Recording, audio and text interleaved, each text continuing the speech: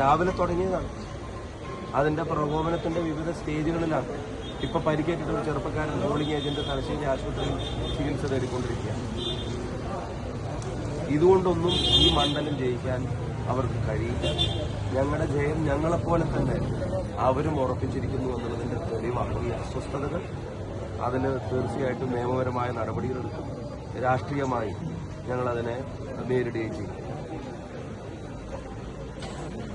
അല്ല, ഒരു കാര്യങ്ങൾ പറയാനുള്ളൂ. പിന്നെ അതിലൊരു കാര്യം കൊടുക്കുക. ഇപ്പൊ ഞാൻ പോളിംഗ് ബൂത്തിൽ ചെല്ലുന്നതിനെ സംബന്ധിച്ച് ഞാൻ ഉടനെ ഒബ്സർവറെ വിളിച്ചിട്ട് ഞാൻ ചോദിച്ചു, സ്ഥാനാർത്ഥി പോളിംഗ് ബൂത്തിൽ ചെല്ലാൻ പാടില്ല എന്ന് നിയമമുണ്ട്.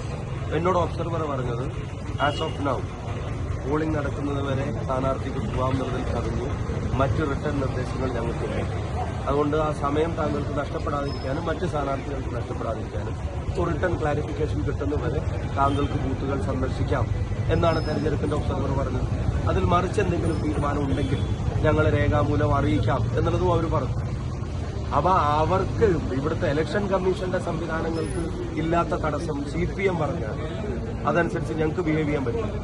എതിർ സ്ഥാനാർത്ഥികൾ രണ്ടുപേരും ധാരാളം യഥേഷ്ടം എല്ലാവർക്കും ശക്തിയുള്ള കേന്ദ്രങ്ങളിലൊക്കെ ബൂത്തുകളിൽ പോകുന്നു. ഞങ്ങളാരും അവിടെ തടഞ്ഞിട്ടില്ലല്ലോ. രണ്ട് എതിർ സ്ഥാനാർത്ഥികളും പോകുന്നു.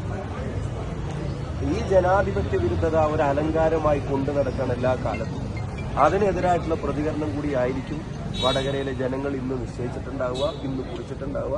ഒരു കാര്യം കൂടി ഞാൻ പറയുന്നു, ബോംബ് ഉണ്ടാക്കിയത് എന്തിനാണ്, ബോംബ് സൂക്ഷിച്ചിരുന്നത് എന്തിനാണ് എന്നുള്ളത് ഇന്ന് കൂത്തുപറമ്പിലെ ഇൻസിഡൻസ് കൃത്യമായി പറയുന്നുണ്ട്.